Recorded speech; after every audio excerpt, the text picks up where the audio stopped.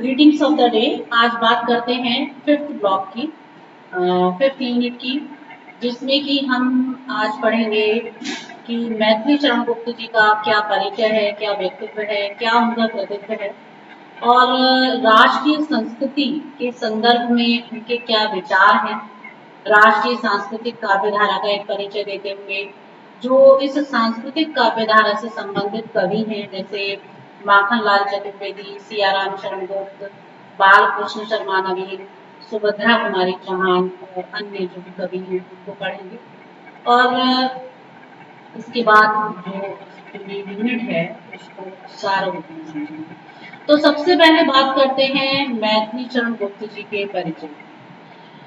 जो उससे भी पहले थोड़ा सा एक पंक्ति इस यूनिट के लिए कि जो सहृदय साहित्यकार है वो अपने साहित्य के माध्यम से जनता को जागृत करने लगते हैं और अपने साहित्य के स्वरों से वो एक एक व्यक्ति के हृदय में एक जागृति लाते हैं और उसकी क्षमता रखते हैं।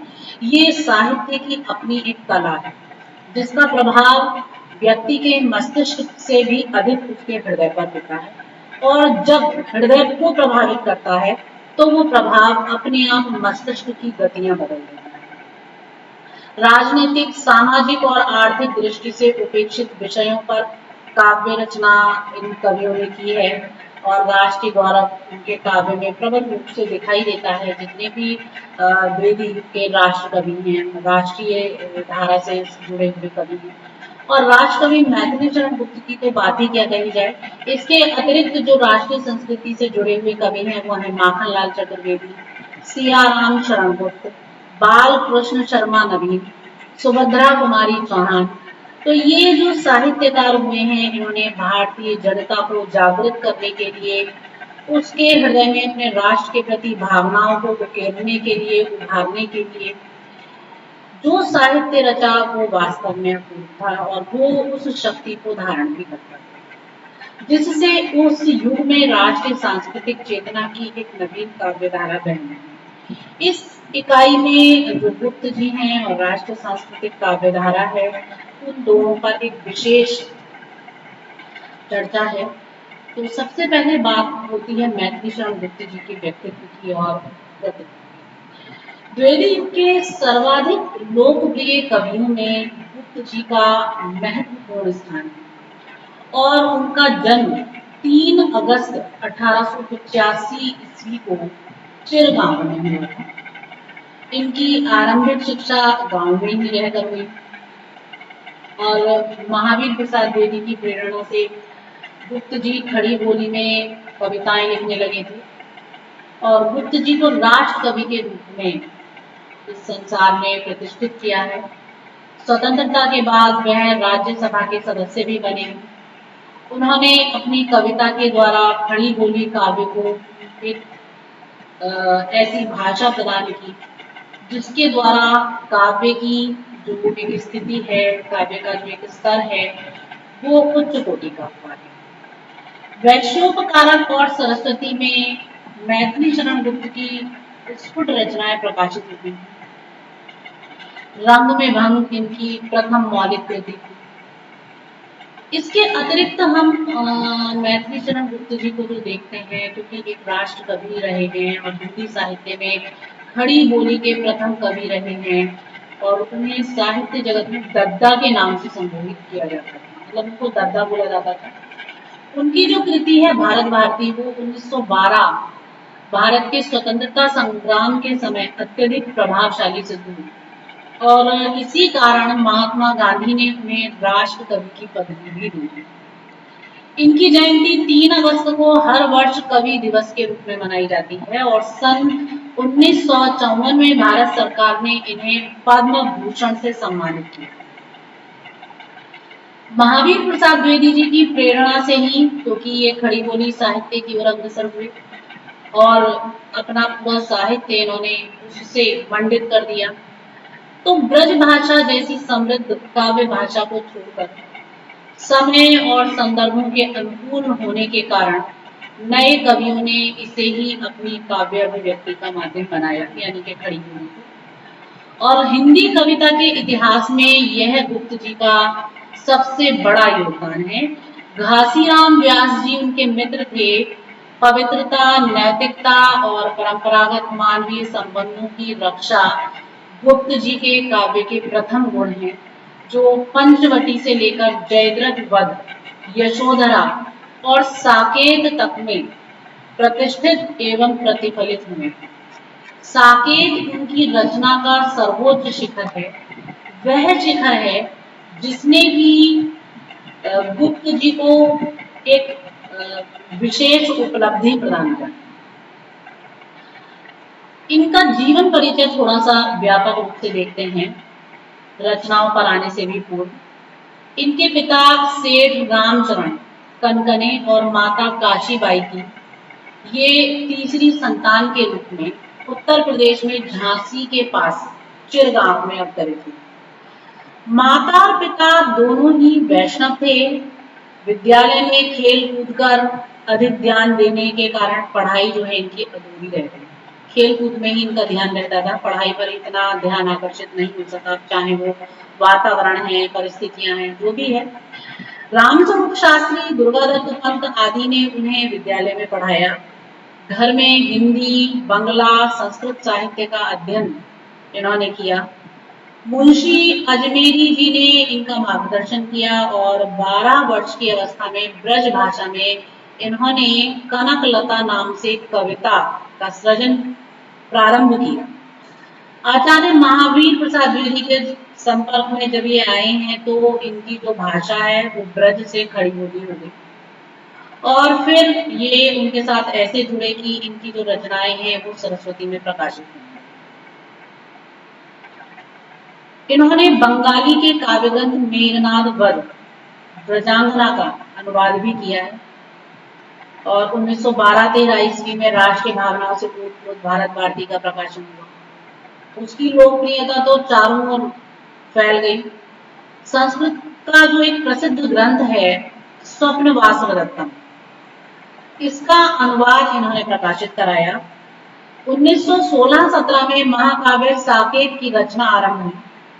उर्मिला के प्रति उपेक्षा भाव इस ग्रंथ में दूर किए गए, क्योंकि हम देखते हैं कि हिंदी साहित्य जगत में बहुत सारे पात्र ऐसे हैं जिनका जीवन के प्रति, समाज के प्रति, परिवार के प्रति, राष्ट्र के प्रति एक अभिन्न योगदान है, लेकिन कवियों ने उन पर अपनी लेखनी नहीं चलाई। उनमें ही एक उर्मिला है जो लक्ष्मण जी की पत्नी है और यदि विरह को, वनवास को माता सीता ने सहा है तो उर्मिला ने भी 12 वर्ष का एक वनवास ही सहा, क्योंकि वो भी अपने पति से अलग रही, दूर रही और उसमें भी पति के द्वारा दिए गए वचन की प्रतिबद्धता उनके व्यक्तित्व को चौगना बना देती है, श्रेष्ठ कर देती है। तो स्वतः प्रेम की स्थापना कर इन्होंने अपनी पुस्तकें छापना प्रारंभ किया। साकेत तथा पंचवटी और अन्य ग्रंथ 1931 में पूर्ण किए और इसी समय में राष्ट्रपिता महात्मा गांधी के निकट उनके संपर्क में आए। यशोधरा सन 1932 में लिखी। गांधी जी ने, क्योंकि इन्हें राष्ट्रकवि की संज्ञा प्रदान की थी, तो ये राष्ट्रकवि के रूप में प्रसिद्धि को प्राप्त करते चले गए। 16 अप्रैल 1941 को ये व्यक्तिगत सत्याग्रह में भाग लेने के कारण गिरफ्तार कर लिए गए। पहले उन्हें झांसी और फिर आगरा की जेल में ले जाया गया। आरोप सिद्ध न होने के कारण उन्हें 7 महीने बाद छोड़ दिया गया। सन 1948 में आगरा विश्वविद्यालय से इन्हें डीलिट की उपाधि से सम्मानित किया गया और 1952 से 64 तक राज्यसभा के सदस्य के रूप में मनोनीत हुए और सन 1953 ईस्वी में भारत सरकार ने उन्हें पद्म विभूषण से सम्मानित किया। तत्कालीन राष्ट्रपति डॉक्टर राजेंद्र प्रसाद ने सन 1962 ईस्वी में अभिनंदन ग्रंथ भेंट किया तथा हिंदू विश्वविद्यालय के द्वारा ये डीलिट की उपाधि से सम्मानित किए गए और यहाँ मानद प्रोफेसर के रूप में नियुक्त भी। 1954 में साहित्य एवं क्षेत्र में पद्म भूषण से सम्मानित हुए और चिरकाल में इन्होंने 1911 में साहित्य सदन नाम से स्वयं की एक प्रेस शुरू की और झांसी में 1954-55 में मानस मुद्रण की स्थापना की।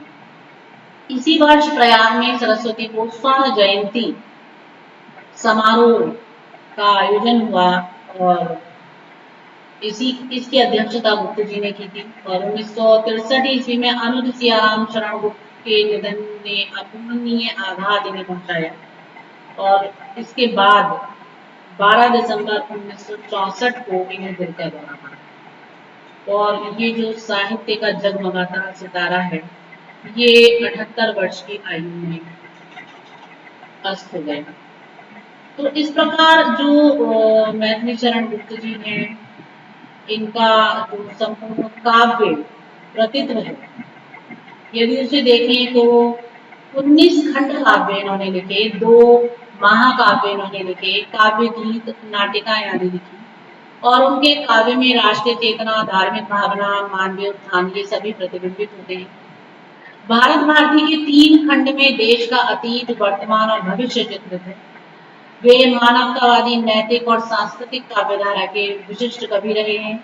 हिंदी में लेखन आरंभ करने से पूर्व इन्होंने रसकेंद्र नाम से ब्रज भाषा में कविताएं, दोहा, चौपाई, छप्पई ये सारे ग्रंथ लिखे और 1904-5 के बीच वैश्योपकारक, कलकत्ता, वेंकटेश्वर, बम्बई और मोहिनी कन्नौज जैसी पत्रिकाओं में इनकी कविताएं प्रकाशित हुई। इनकी हिंदी में लिखी कृतियां इंदु, प्रताप, प्रभा जैसी पत्रिकाओं में छपती रही हैं और प्रताप में तो विदग्ध हृदय नाम से उनकी अनेक रचनाएं प्रकाशित हुई। तो इस प्रकार जो गुप्त जी हैं, इनकी बहुत सारी स्फुट रचनाएं प्रकाशित होती रही और रंग में भंग इनकी प्रथम मौलिक कृति है। इसमें बूंदी और चित्तौड़ राज्यों से संबंधित एक कथा दी गई है। जयद्रथ वध, भारतवाटी, साकेती, शुद्रा, पंचवटी, मातृभूमि, किसान, निर्झर और बिकट भट्ट, झकार, नहुष, विष्णुप्रिया, काबा, करबला आदि की प्रसिद्ध काव्य कृतियां। इसके अतिरिक्त हम देखते हैं कि इनका काव्य ग्रंथ बहुत ही विराट है। आगे बात करें तो जो गुप्त जी हैं, उनकी और जो रचनाएं हैं वो गद्य में भी उन्होंने अपनी लेखनी चलाई है। अनग, चंद्रहास और तिलोत्तमा इनके नाटक हैं और स्वप्नवास रत्तम, अभिषेक आदि इनके प्रतिमा, अभिषेक नाटकम ये इनके अनुदित नाटक हैं। प्लासी का युद्ध, मेघनाथ वध आदि इनके अनुदित काव्य हैं। गुप्त जी ने बहुत सी रचनाएं रामायण और महाभारत पर आधारित करके भी लिखी हैं और उन्हें अनेक प्रकार के सम्मानों से भी सम्मानित किया गया है। मैथिली चरण गुप्त के संबंध में कृष्णदत्त पॉलीवॉल कहते हैं कि वे अतीतोपजीवी रचनाकार नहीं। गुप्त जी की प्रकृति के कवि मतलब केवल प्रकृति के कवि ही नहीं, ना व्यापक अर्थों में उन्हें सौंदर्य का कवि कहा जा सकता है। मूलतः वे मानव राहु, मानव संबंधों के कवि हैं। इस दृष्टि से उन्हें वाल्मीकि, व्यास, भृगुति, तुलसी, भारतेंदु की परंपरा का रचनाकार कहें तो इसमें अतिशयोक्ति नहीं है। तो मैथिली चरण गुप्त जी ने जो इतना महान अवदान अपना प्रदान किया है, तो उसी के कारण इनकी जयंती भी मनाई जाती है। और मध्य प्रदेश के संस्कृति राज्य मंत्री लक्ष्मीकांत शर्मा जी ने कहा कि राष्ट्रकवि मैथिली चरण गुप्त की जयंती प्रदेश में प्रतिवर्ष 3 अगस्त को कवि दिवस के रूप में मनाई जाएगी और यह निर्णय राज्य शासन ने लिया।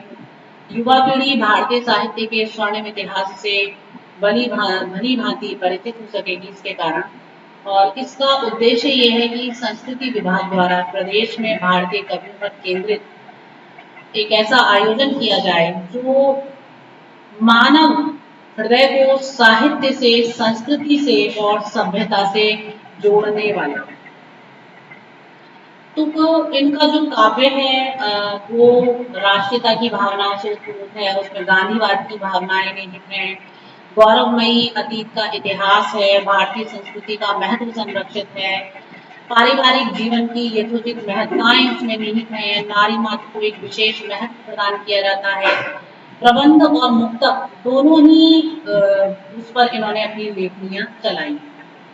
अब गुप्त जी के काव्य में जो विशेषताएं निहित हैं उन पर अगर गौर से बात करें तो राष्ट्रीयता और राष्ट्रीय सांस्कृतिक चेतना तो इनके काव्य का प्राण है।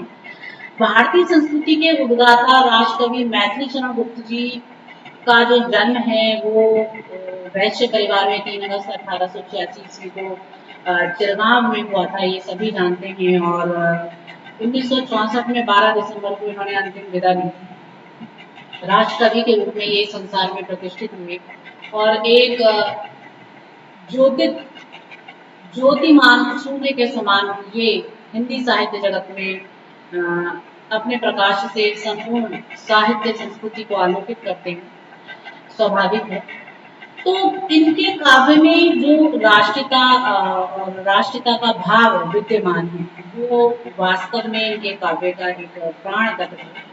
और यही नहीं, हम कहेंगे कि जो इनका काव्य है उसमें राष्ट्रीयता तथा गांधीवाद दोनों ही फूट कर भरे। इसी कारण इनकी सभी रचनाएं राष्ट्रीय विचारधारा से उत्पन्न हैं। भारतीय संस्कृति और इतिहास के ये क्योंकि परम भक्त रहे हैं तो अंधविश्वास, खोखले आदर्श, इन सबसे इनका कोई वास्ता नहीं था। भारतीय संस्कृति की नवीनतम रूप की कामना उन्होंने अपने काव्य के द्वारा की है और राष्ट्रीयता और गांधीवाद ये दोनों ही इनके काव्य का एक प्रधान विषय है। इसमें भारत के गौरवमय अतीत के इतिहास और भारतीय संस्कृति की महत्ता का ओजपूर्ण प्रतिपादन है। इन्होंने अपने काव्य में पारिवारिक जीवन को भी यथोचित महत्व प्रदान किया है, नारी मात्र को विशेष महत्व दिया है। गुप्त जी ने प्रबंध काव्य तथा मुक्तक काव्य दोनों की रचना की। शब्द शक्तियों तथा अलंकारों के सक्षम प्रयोग के साथ मुहावरों का भी प्रयोग किया है। भारत भारती में देश की वर्तमान दुर्दशा पर क्षोभ प्रकट करते हुए कवि ने देश के अतीत का अत्यंत गौरवमयी और श्रद्धा के साथ वर्णन किया है। भारत श्रेष्ठ था, है और हमेशा रहेगा, ये इनके काव्य में पंक्तियां गुंजायमान होती हैं और ये कहते हैं कि भूलोक का गौरव प्रकृति का पूर्ण लीला स्थल कहाँ। भूलोक का गौरव प्रकृति का पूर्ण लीला स्थल कहाँ, फैला मनोहर गिरि हिमालय और गंगा जल का। संपूर्ण देशों से अधिक किस देश का उत्कर्ष है, उसका की जो ऋषि भूमि है वह कौन, भारतवर्ष। तो ये जो इनकी पंक्तियां हैं ये इस बात को सिद्ध करती हैं कि जो वैशिष्ट भारतवर्ष की धरा पर है, उसकी भूमि पर है, वो कहीं पर भी विद्यमान नहीं। गौरव की अतीतमय इतिहास और भारतीय संस्कृति के महत्व को प्रदर्शित करता है इनका काव्य। एक समुन्नत, सुगठित और सशक्त राष्ट्रीय नैतिकता से युक्त आदर्श समाज, मर्यादित तथा स्नेह सिक्त परिवार और उदात्त चरित्र वाले नर नारी के निर्माण की दिशा में इन्होंने प्राचीन आख्यानों को अपने काव्य का वर्णनीय विषय बनाया और सभी पात्रों को एक नया स्वरूप प्रदान किया। जयद्रथ वध, साकेत, पंचवटी, सौरंध्री, बकसंहार, यशोधरा, जय भारत, हिडिंबा, नहुष, द्वापर, ये इनकी उन रचनाओं के उदाहरण।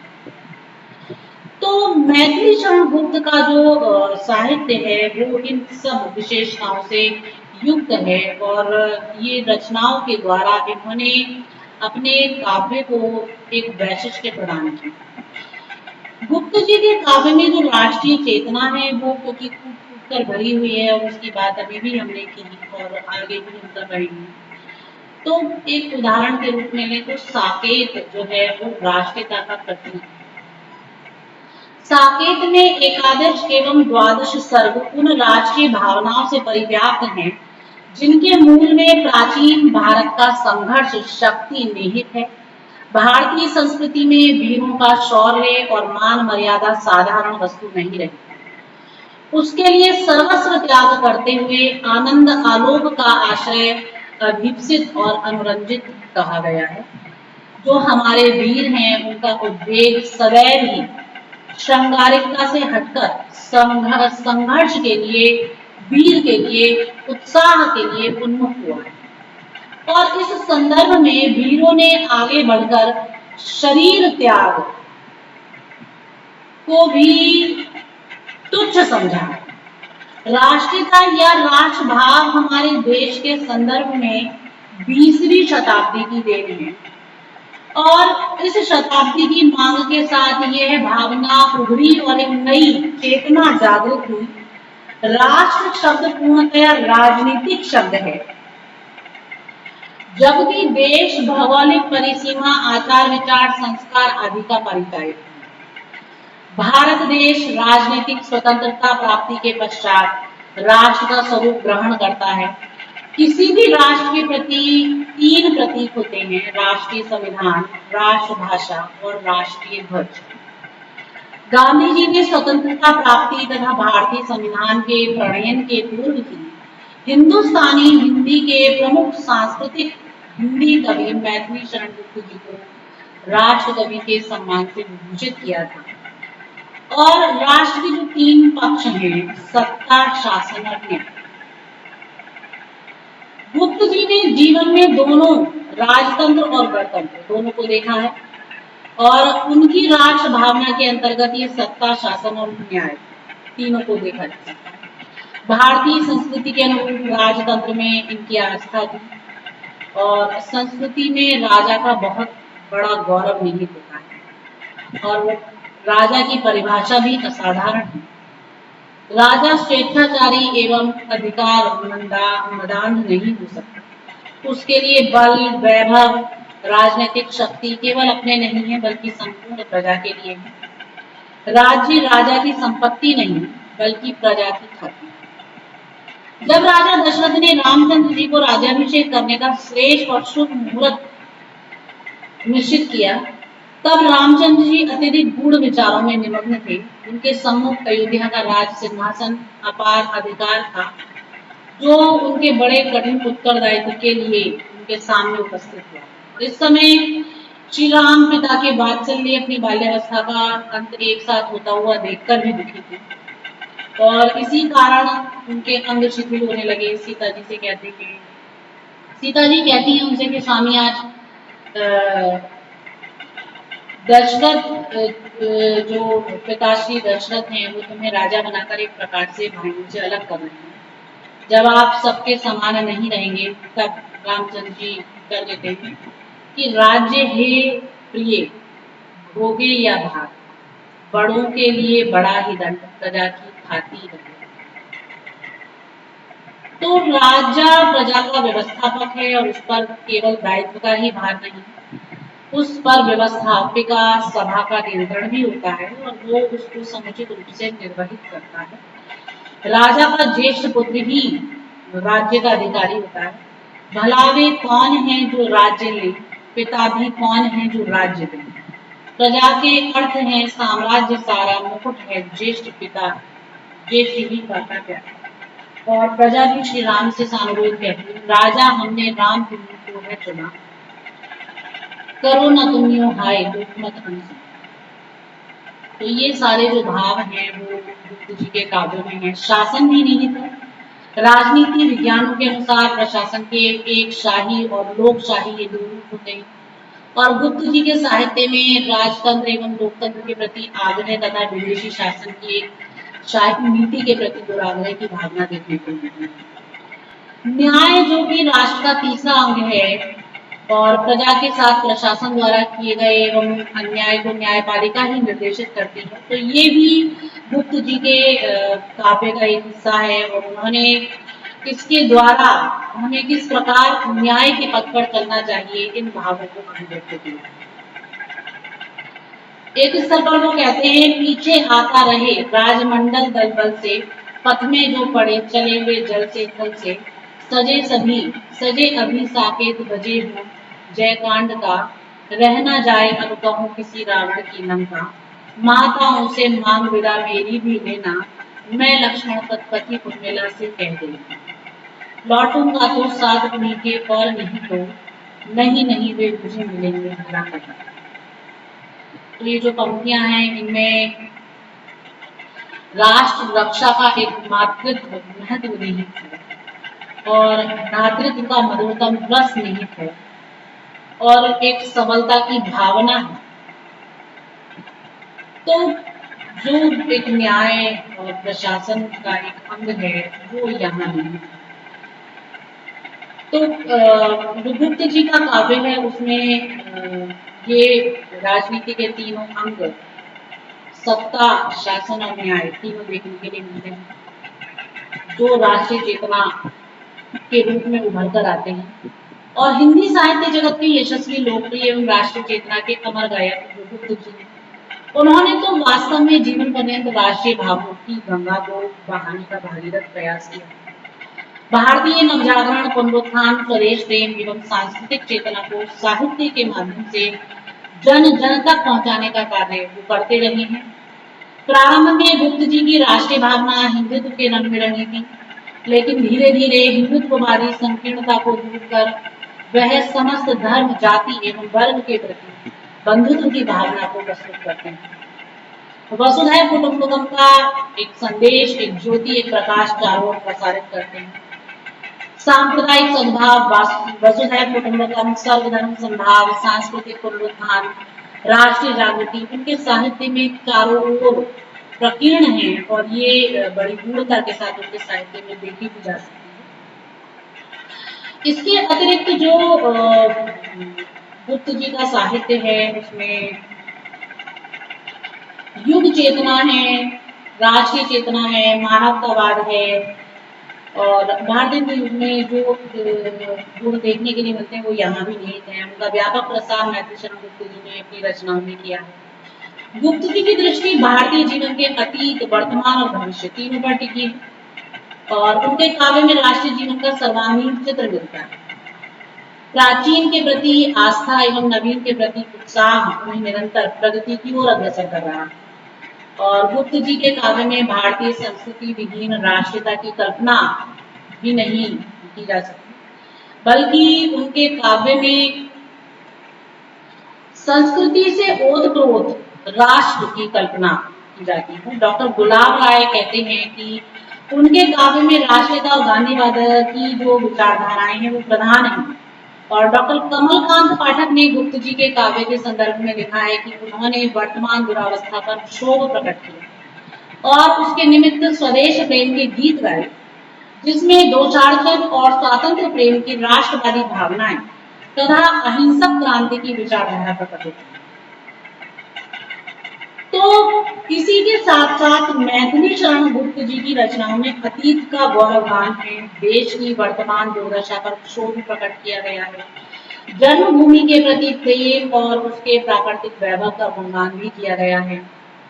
गुप्त जी द्विवेदी युग के प्रतिनिधि कवि थे और वे भारतीय संस्कृति का अमर संदेश लेकर भारतीयों के हृदय में राष्ट्रीय चेतना की छवि अंकित करते हुए उपस्थित हुए हैं। उन्होंने जनता के सम्मुख प्राचीन संस्कृति की झलकियां प्रस्तुत कर भारतीयों में नव स्फूर्ति का संचार किया। गुप्त जी के पूर्व ही हिंदी साहित्य जगत में राष्ट्रीय जागरण का स्वर मुखरित होने लगा था, किंतु गुप्त जी ने पूर्ववर्ती कवियों से ऊपर उठकर तदयुगीन समस्याओं का चित्रण किया, समाज की कुरीतियों से लड़कर स्वस्थ समाज के निर्माण एवं राष्ट्र को परतंत्रता की बेड़ियों से मुक्त कराने का प्रयास किया। और उनके काव्य में जो श्रेष्ठता का प्रतिपादन है वो प्रकृति का चित्रण है, उस सब के द्वारा बहुत कुछ बार बार कहते हैं। तो गुप्त जी कहते हैं कि ये पंक्तियां पुनः बोल रहे हैं कि जो भारत की श्रेष्ठता है उसके लिए कहते हैं कि भूलोक का गौरव, प्रकृति का वह पूर्ण लीला स्थल का और उसका की जो ऋषिभूमि है वह कौन, भारतवर्ष। तो यहाँ भारतवर्ष का जो वैशिष्ट्य है उसको प्रस्तुत किया गया है। भारतवर्ष जो भूमि है वो वास्तव में अप्रतिम है, अद्वितीय है। और एक स्थल पर एक पंक्ति और कही है कि धन्य भाग्य वज्र भूमि भारतवर्ष, कि जो हमारी भूमि है भारतवर्ष वो वास्तव में धन्य है और हम उस भारतवर्ष के वासी हैं, ये हमारे लिए और भी गौरव की बात है। भारत को कवि ने ऋषियों की भूमि कहा है। भारत की कीर्ति सभी देशों से अधिक है और उसके प्राकृतिक सौंदर्य के कारण भारत भूलोक का गौरव माना गया है। तो वह कहते हैं, हाँ, वृद्ध भारतवर्ष ही संसार का सिरमौर है, ऐसा पुरातन देश कोई विश्व में क्या और है। कि वास्तव में जो भारतवर्ष है वो संपूर्ण संसार का मुकुट है, उसका सिरमौर है, और उसके जैसा पुरातन देश क्या कहीं और विश्व में है, अर्थात कहीं नहीं है। भारत भूमि जैसी भूमि कहीं है ही नहीं। और गुप्त जी अपनी मातृभूमि को मां से बढ़कर मानते हैं और अनेक काव्यों में अपनी जन्मभूमि के प्रति जो भावनाएं हमें प्रदर्शित करते हैं, कहते हैं कि जय जय भारत भूमि भवानी, अमरों ने भी तेरी महिमा बारंबार बखानी। वे भारत भूमि की प्रशंसा करते हुए आगे कहते हैं कि मस्तक ऊंचा हुआ मही का, धन्य हिमालय का उत्कर्ष, हरि का क्रीड़ा क्षेत्र हमारा, भूमि भाग्य सा भारतवर्ष। तो भारतवर्ष का तो जो महत्व है वो निराला है, जो उसका वैशिष्ट्य है वो अनोखा है। गुप्त जी जातीयता के उद्धार को भी व्याख्यायित करते हैं। आर्य जाति में आए स्वार्थ और बुराइयों को बताकर उसे पुनः दूर कर अपने आत्मविश्वास को जागृत करने की प्रेरणा देते हुए कहते हैं, वे आर्य ही थे जो कभी अपने लिए जीते न थे, वे स्वार्थ रत हो मोह की मदिरा कभी पीते न। और हिंदुओं को जागृत करते हुए कहते हैं, हे हिंदू तुम हो क्यों दीन, क्यों दलित दुखी अति दीन, क्यों तुम हो यो आज हताश, क्यों यह पराधीनता। तो गुप्त जी भारत को पुनः गौरवशाली रूप में देखना चाहते हैं और राष्ट्र चेतना की गंगा को जन जन के जीवन में बढ़ाने का गुप्त जी ने एक भागीरथ प्रयास किया है। राष्ट्रीय संवेदना इनके रक्त में सतत प्रवाहित होती थी और उसका सृजन राष्ट्र को नवीन स्फूर्ति नवीन जागृति प्रदान करता है। राष्ट्र के जन जीवन में राष्ट्रीय चेतना जगाने का अतुलनीय कार्य गुप्त जी ने किया और इनके काव्य में भारतीय संस्कृति का व्यापक दर्शन होता है। गुप्त जी अधिकांश कृतियों में भारतीय संस्कृति के विविध रूप एवं राष्ट्रीय चेतना के विविध रंग जो है वो भरते हुए दिखाई देते हैं। उन्होंने पौराणिक ऐतिहासिक कथाओं, रामायण, महाभारत एवं बौद्ध काल की गाथाओं को आधार बनाकर राष्ट्रीयता का चित्रांकन किया है अपने काव्यों में। और मैथिली शरणगुप्त राष्ट्रीय चेतना के संवाद थे। उन्होंने न सिर्फ भारत के अतीत का गौरवगान किया, अपितु देश की वर्तमान दुर्दशा का चित्रण भी देश के भविष्य निर्माण हेतु जनमानस में के मध्य किया और सभी के हृदय में जागृति के बीजों का वपन किया। इनका काव्य युगांतर उत्पन्न करता है। कहते हैं, मानस भवन में आर्य जन जिसकी उतारे आरती, भगवान भारतवर्ष में गूंजे हमारी धरती। इसके अतिरिक्त भी जो इनके काव्य में कुछ और नवीन विशेषताएं हैं जिन्हें अलग अलग रूपों में देखा जा सकता है, जैसे कि इनका जो काव्य है उसमें एक दार्शनिकता देखने को मिलती है। दर्शन की जिज्ञासा आध्यात्मिक चिंतन से अभिन्न होकर भी भिन्न है। मननशील आर्य सुधियों को यह एक विशिष्ट चिंतन प्रक्रिया है कि उनके तर्कपूर्ण सिद्धांत ही दर्शन होते हैं।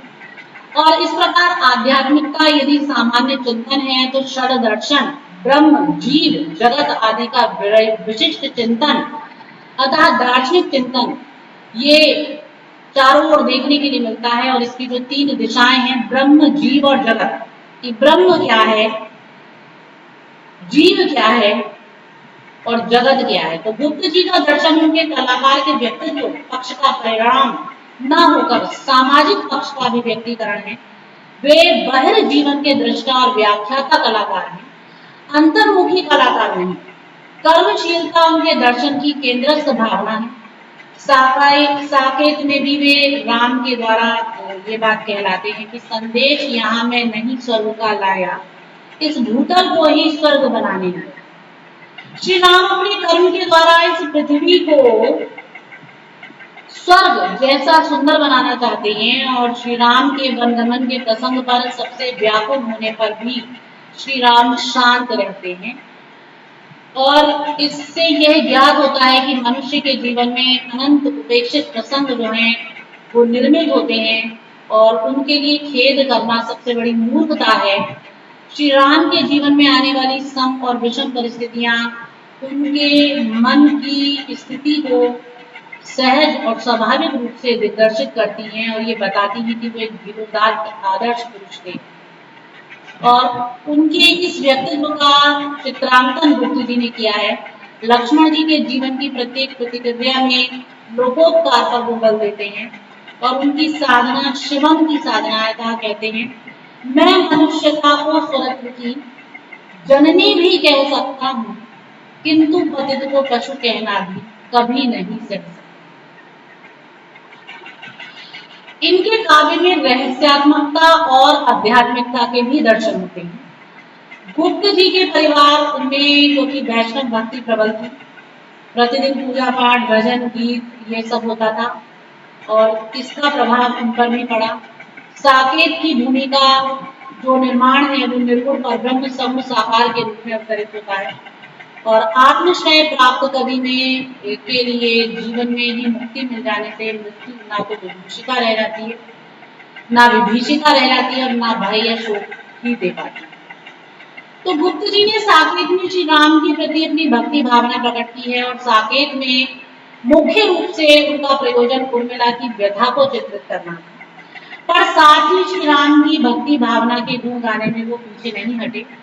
साकेत में हम जिन श्री राम के दर्शन करते हैं उनमें आधुनिकता की छाप अवश्य है, किंतु उनकी आत्मा में राम के अधिदैविक रूप की ही झांकी। साकेत की मूल प्रेरणाएं जिस युग में श्री राम के व्यक्तित्व की ऐतिहासिक महापुरुष या मर्यादा पुरुषोत्तम तक सीमित मानने का आग्रह चल रहा है, गुप्त जी की वैष्णव भक्ति ने आकुल होकर ये पुकारा, राम तुम मानव हो, ईश्वर नहीं हो क्या? विश्व में रमे हुए नहीं सभी कहीं हो क्या?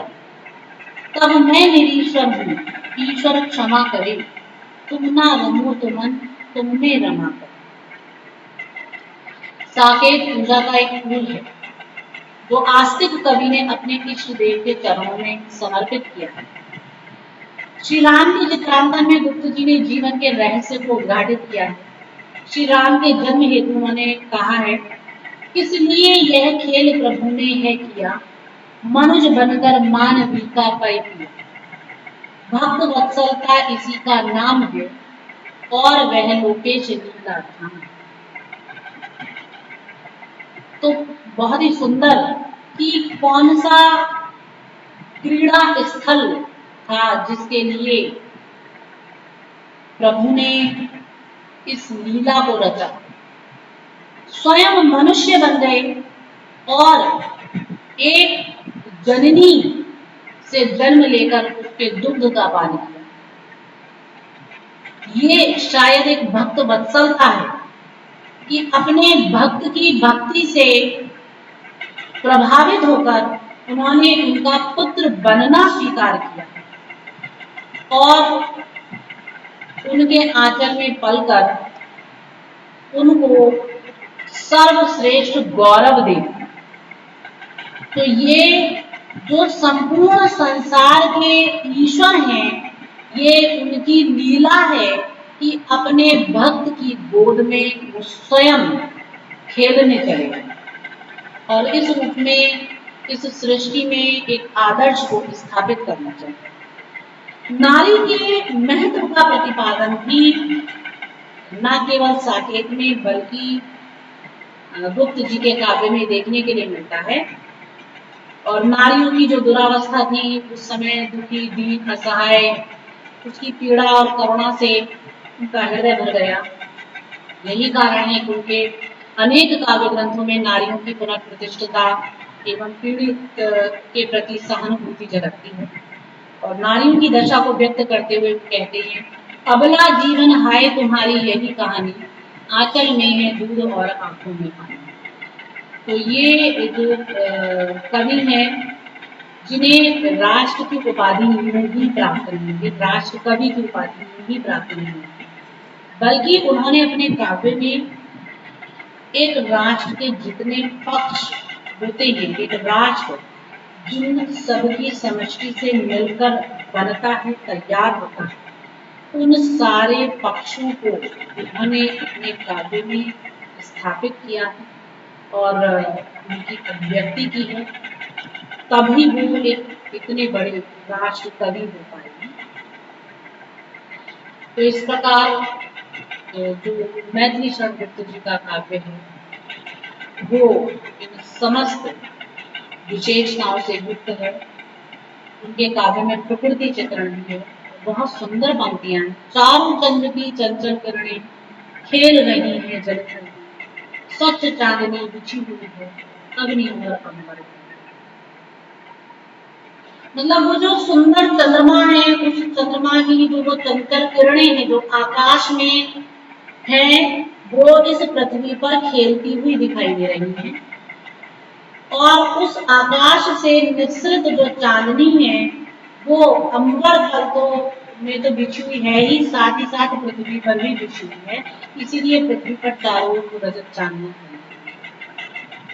पुलक प्रकट करती है धरती हरित तृणों की नोकों से, और जो रोमांच उस अंबर के मिलने से, उस किरणों के मिलने से, उस चंद्रमा के मिलने से उस पृथ्वी में उठा है, उस रोमांच को वो हरित तृणों की नोकों से प्रकट कर रही है, मानो झूम रहे हैं तरुण मंद पवन के झूमों से। और इस सौंदर्य और आनंद की अनुभूति करके मानो वृक्ष भी मंद पवन के झोंकों से झूम रहे हैं।